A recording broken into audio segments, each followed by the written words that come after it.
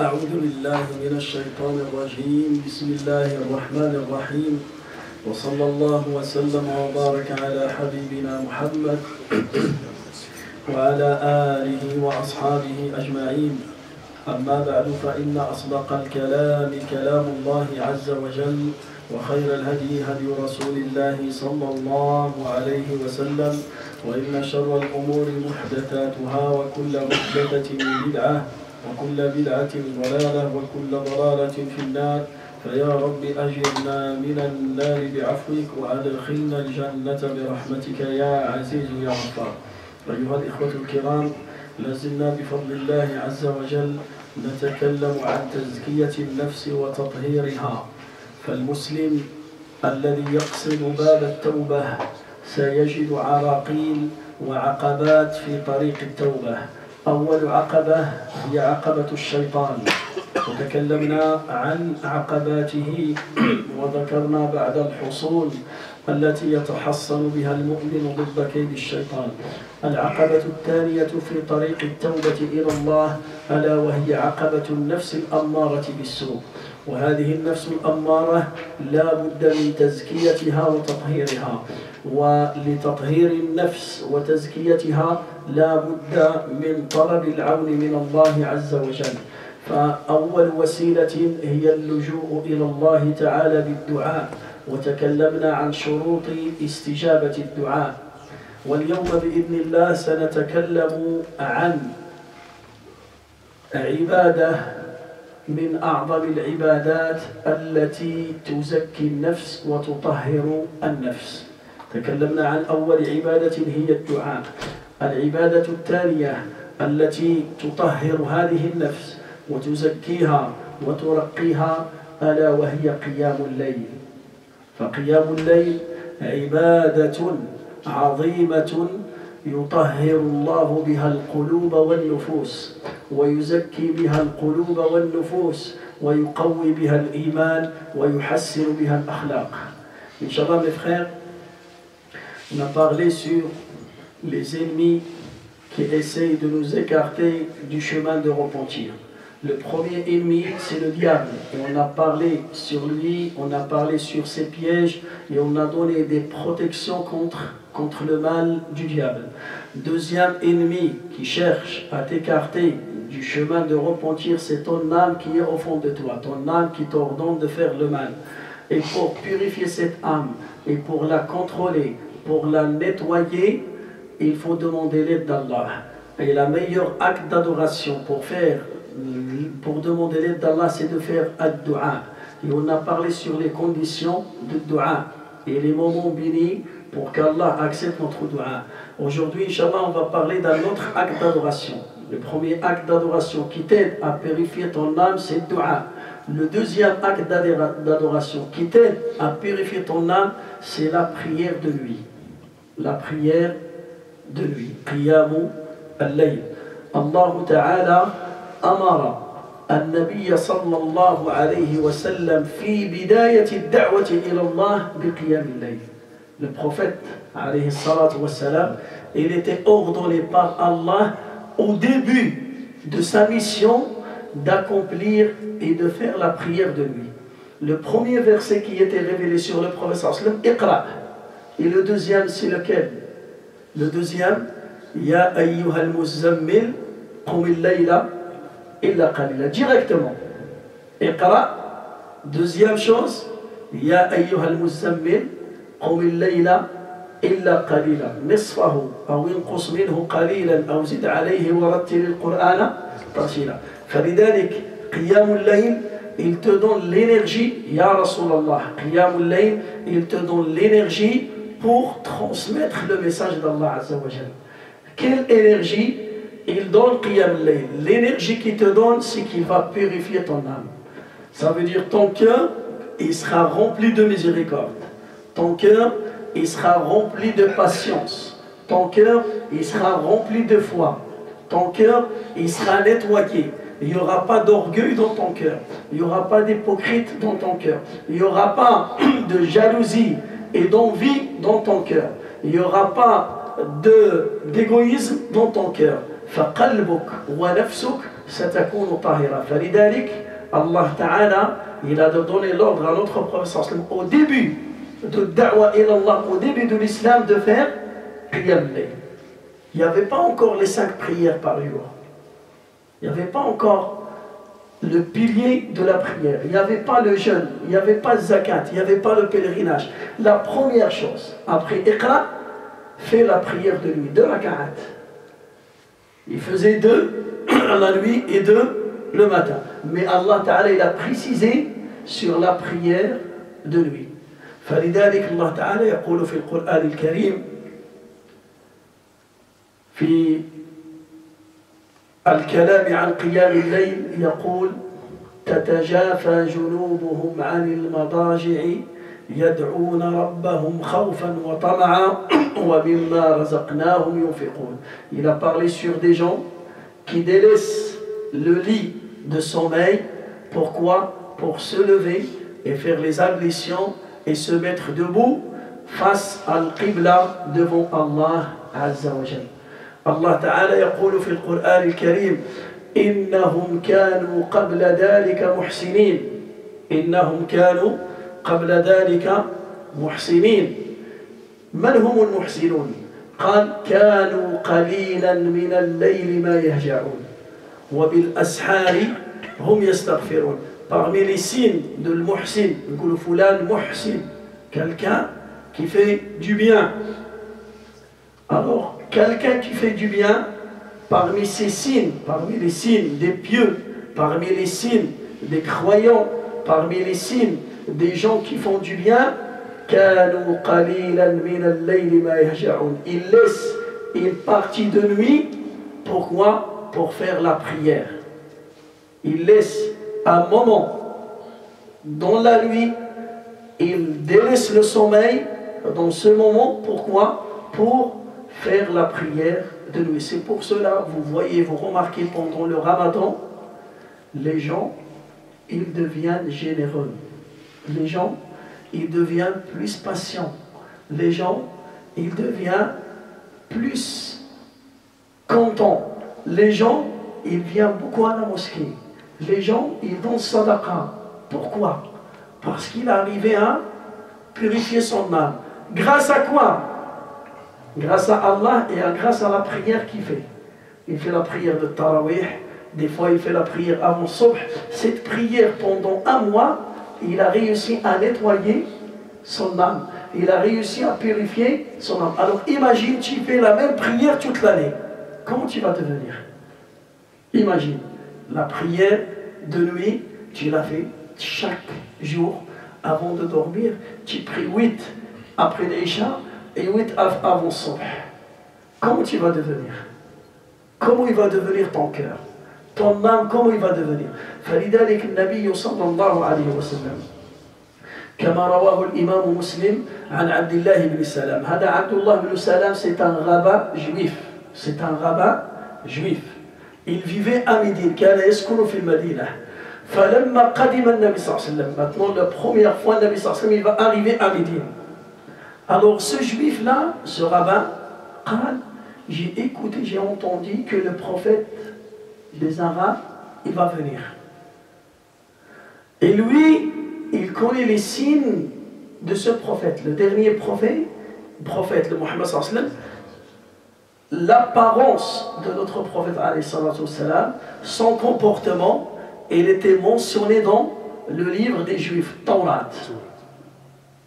Alors là, je vais partir pour voir, pour regarder. Si c'est un menteur, je vais le dévoiler devant tout le monde. Et si c'est un prophète, je vais essayer de le suivre. Fadahab, tout le monde, ils sont partis pour attendre l'arrivée du Nabi sallallahu alayhi wa sallam.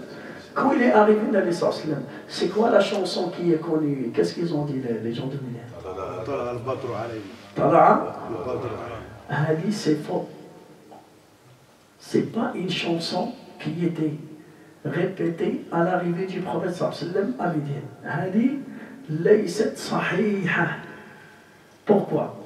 Parce que la chanson, qu'est-ce qu'il dit? Tala'a al-badru alayna min taniyati al-wada' wajaba ash-shukru alayna Mada'a lillahi da. Tala al-badr, ça veut dire la lune est arrivée vers nous. Min thaniyati al-wada'. Thaniyat al-wada', c'est un endroit qui s'appelle Thaniyat al-wada'. Cet endroit, il se trouve entre Médine et le Palestine. Il ne se trouve pas entre Médine et la Mecque. Ça veut dire les gens qui viennent de Palestine, Min Sham, de la Syrie, de Palestine, qui viennent vers Médine, ils vont passer vers Thaniyat al-Wada'. Mais les gens qui viennent de Mecca vers Médine, c'est impossible qu'ils vont traverser Thaniyat al-Wada'. Avec cette chanson, ça peut être bien si on dit que le prophète, quand il est arrivé le combat de Tabouk, c'était contre les Romains, vers Cham, si c'était à ce moment-là, on peut dire qu'il est authentique. Mais eux, ils disent, la majorité des gens, ils ont cette information comme quoi le prophète, quand il est arrivé à Médine, les gens de Médine, ils l'ont accueilli avec Tala al-Badr alayna min thaniyati al-wada', et ça c'est faux. C'est une fausse information. Même dans la géographie, c'est faux. Ça veut dire, c'est pas que dans la chaîne de transmission. La chaîne de transmission, il est fausse, et aussi dans la vérité, dans la géographie de la terre là-bas, c'est faux. Maintenant, toi, tu veux partir, par exemple, je vais te dire, on va donner un exemple. Là, on est à Gonesse, et tu veux partir à Charles de Gaulle. Est-ce que tu dois traverser Sarcelles pour passer à Charles de Gaulle? Hein?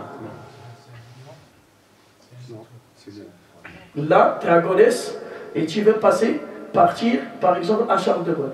Est-ce que c'est obligé de passer par Creil? Est-ce que tu passes par Creil? Tu ne passes pas par Creil. C'est impossible. Mais si tu viens de Beauvais, et tu veux venir à Charles de Gaulle, est-ce que tu passes par Creil? C'est possible de passer par là. Alors c'est comme ça. Mecca, vers Médine, il n'y a pas cet endroit qui s'appelle Thaniyat al-Wada'. Tu ne peux pas le voir. C'est impossible. Mais quand tu viens de la Syrie, de l'Irak, de Palestine vers Médine, tu traverses Thaniyat al-Wada'. Et là, la chanson, il dit Tala al-Badr alayna. Ça veut dire le prophète est arrivé. Min Thaniyat al-Wada'. Il est arrivé, il a passé, il a traversé Thaniyat al-Wada'. Et ça, c'est faux. Dans la géographie, c'est faux. Dans la chaîne de transmission, c'est faux. C'est une information dans notre sujet aujourd'hui. Alors, le Nabi sallallahu alayhi wa sallam, quand il est arrivé à Médine, le rabbin juif, Abdullah ibn Salam, est arrivé avec tout le monde. قال فلما رأيت وجهه قلت والله ما هذا بوجه كذاب. Quand j'ai vu le visage du prophète, j'ai dit c'est impossible que cette lumière sorte d'un visage d'un menteur. C'est impossible que celui-là ment.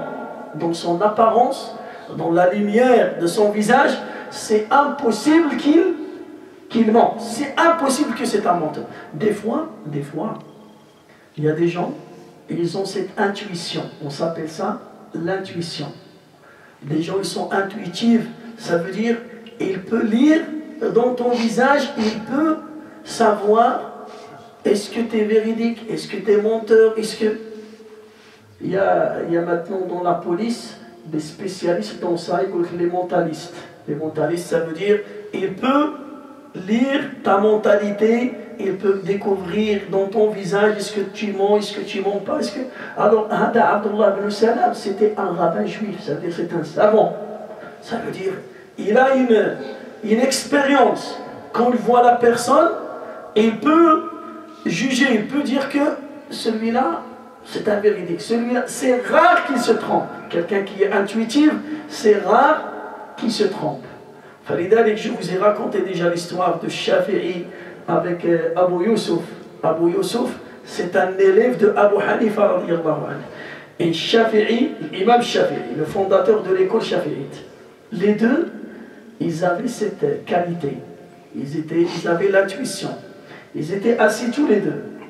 Et un homme, il marche, il arrive vers les deux.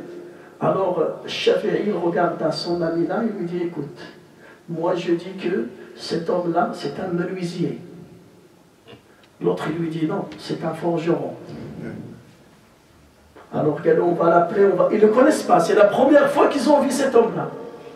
Dans son apparence, dans sa façon de marcher, Shafi'i radiyallahu anhu, il dit c'est un menuisier, et l'autre il dit c'est un forgeron. Il dit le salam alaykoum, viens. Salam, ça va, kayfa haluk bi khayr? Tu travailles quoi? Et donc j'étais menuisier et je suis forgeron maintenant.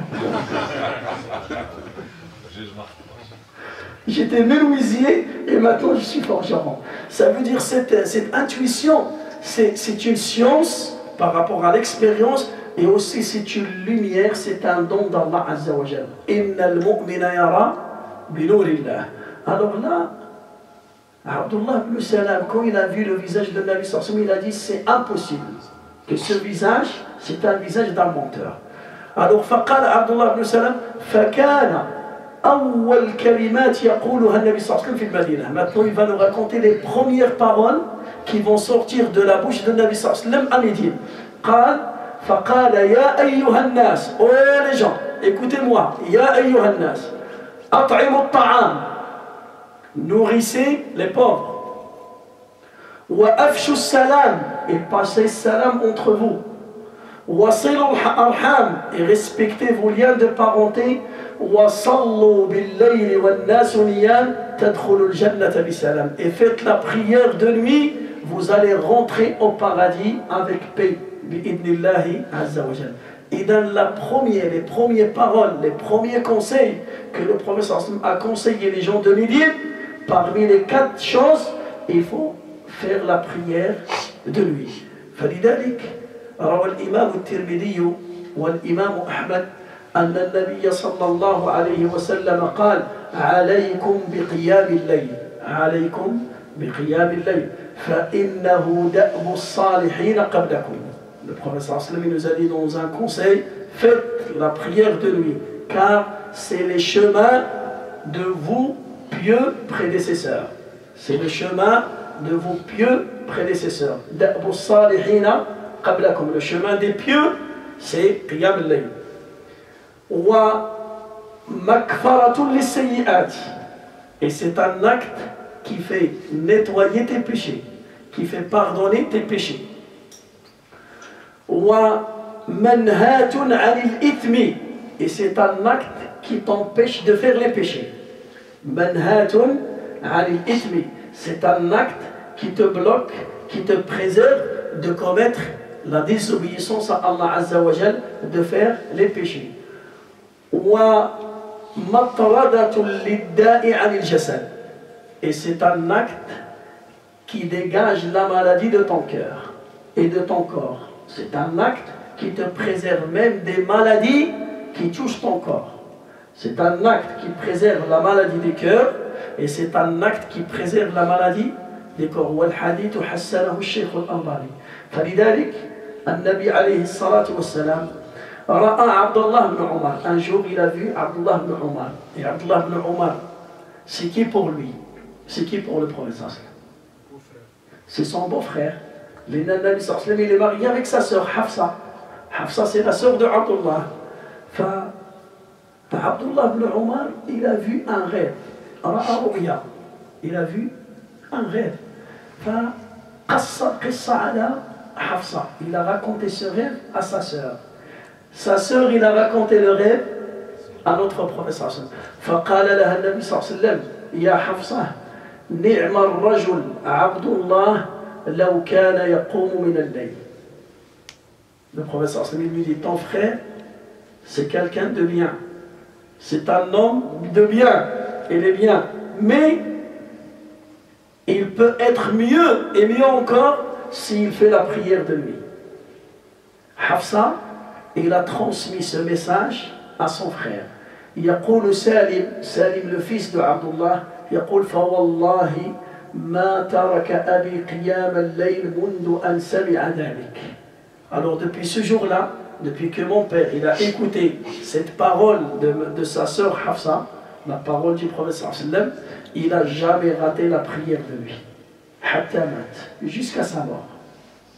فلذلك قيام الليل هو عمل عظيم, عمل جبار, والله تعالى أمرنا به وأمرنا به النبي صلى الله عليه وسلم. فلذلك chaque personne qui a une responsabilité les gens qui ont des responsabilités énormes dans leur vie, il doit faire la prière de nuit.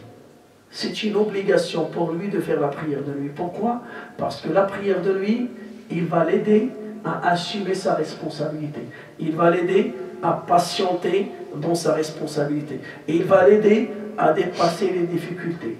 Si quelqu'un il a une responsabilité lourde, et surtout une responsabilité religieuse, et il ne fait pas Qiyam al-Layl, et il va trouver beaucoup de difficultés et beaucoup de problèmes dans cette responsabilité. Et peut-être il va l'abandonner. Et peut-être il arrive un moment où il va lâcher l'affaire. Qiyam al-Layl, regardez, le Nabi sallallahu alayhi wa sallam, il avait une mission de transmettre le message d'Allah. Alors la première chose qui l'a aidé, c'est Qiyam al-Layl. Avant le jeûne, avant sadaqa, avant toute chose, la chose qui l'a aidé, c'est ad-du'a. Il faisait une demande de l'aide d'Allah. Et après, Ya ayyuhal muddathir, qum fa'andir, wa rabbaka fakabbir.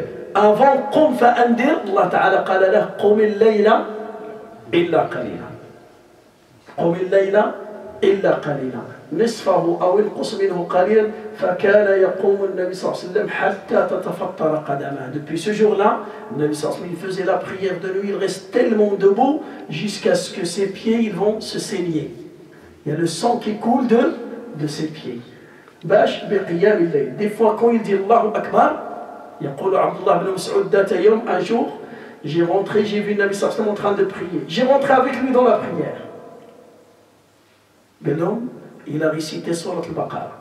J'ai dit c'est bon, il va dire Allahu Akbar.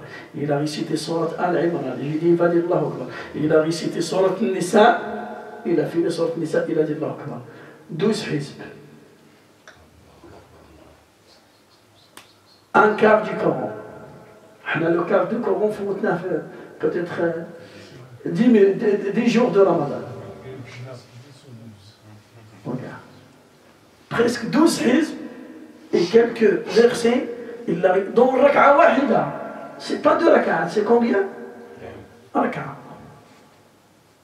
Et il peut dans la deuxième lire pareil.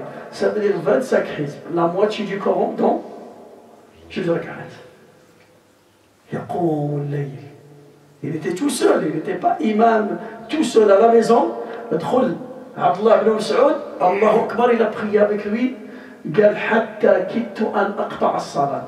Tellement c'était très long, j'ai pensé d'arrêter la prière et de partir. فلذلك قيام الليل هو شيء عظيم. فلذلك nous on remarque Ramadan, il y a un changement dans les comportements de gens, dans sa façon de réfléchir, dans son cœur. فلذلك il ne faut pas rater, même minimum 2 après l'Isha et 2 avant le Subh. Ça c'est le minimum. Le minimum des minimums. Et le minimum, moins que ça, ne rate pas Salat Subh en groupe et ne rate pas Salat Isha en groupe. Ça, c'est vraiment le dernier musulman. Le dernier des musulmans, c'est celui qui rate pas Salat Subh à l'heure et celui qui rate pas Salat Isha à l'heure. Et qu'on remarque qu'après Ramadan, il y a une tristesse dans les mosquées. Les mosquées ils pleurent. Les mosquées, ils pleurent. Il y a un vide. Il y a vraiment, alhamdoulilah, on vient en retard, on trouve la place. C'est pas comme avant. Alhamdoulilah. Falidalik, le musulman, il ne doit pas rater Qiyam al-Layl. Qiyam al-Layl, c'est le meilleur acte qui va nettoyer ton cœur, et il va renforcer la foi dans ton cœur, et il va purifier ton âme, et changer les défauts par des bienfaits, et changer les maladies par une santé, et changer le mauvais comportement par un bon comportement. فاللهم علمنا ما ينفعنا وانفعنا بما علمتنا وزدنا علما يا رب العالمين. Inch'Allah, il y a quelqu'un qui a donné 10 euros à la mosquée. Dans la route, je suis en train de venir, ils m'ont fait contrôle de police. Contrôle de police à Sarcelles. Vraiment, il y a à peu près 20 policiers avec leur staffette, avec leur pistolet. Ils m'ont arrêté, contrôle. J'ai donné le permis, j'ai donné tout ce qu'il faut. Il y avait des musulmans avec eux, des policiers. Et il m'a dit, tu vas où comme ça? Je lui ai dit, je vais pour prier, je suis l'imam de la mosquée de Gonesse. Il m'a dit, se trouve où? Je lui ai dit, dans ça, et on a un projet pour construire. Il m'a dit, je vais vous donner 10 euros pour la mosquée. Il m'a dit, tiens, 10 € pour la mosquée, est-ce que tu peux la déposer pour moi? Je lui ai dit, c'est bon. Je lui ai dit, 10 € ça suffit pas. La prochaine fois, un contrôle comme celui-là, c'est 100 €. Mais tu vas me donner 100 €. Je lui ai dit, la prochaine fois, j'arrête, mais à 100 €. Et il m'a dit, tu déposes ça pour moi. Aïe, Inch'Allah. L'amana, il est là. اللهم تقبل منه هذه الصلاة اللهم تقبلها منه اللهم بارك فيه. Vous allez croire quoi? Il va m'arrêter, il va me ramener où? واش النبي صلى الله عليه وسلم يقول من صلى الصبح فهو في ذمة الله. Celui qui fait la prière de subh, il est sous la sécurité d'Allah. Quand tu es sous la sécurité d'Allah, qui tient le cœur de ce policier? Qui le tient? C'est Allah. Au lieu de me faire une amende, il m'a donné 10 € pour la mosquée. Moi, j'ai pas fait de faute, Mais au lieu de te faire la pression ou bien de... Allah Ta'ala, il tourne son cœur, il va lui dire, c'est un imam de la mosquée, il va prier, qu'est-ce que tu es en train de faire? Sors ton portefeuille, il a dit, on va pour la mosquée. La prochaine fois, il va donner 10 pour la mosquée, 10 pour l'imam. C'est ça, Mohamed. Voilà, il m'a fait du retard là. Allahumma taqabbal minhu hadhihi as-salat. Allahumma barik fihi. اللهم يا رب ثبت الإيمان في قلبه واجعله من المؤمنين واجعله من الصالحين اللهم يا رب وفقه لما تحبه وترضى اللهم تقبل منه هذه الصدقات سبحان ربك رب العزة عما يصفون وسلام على المرسلين والحمد لله رب العالمين. هيا الحاج à demain. Les questions à demain. هيا الحاج. question des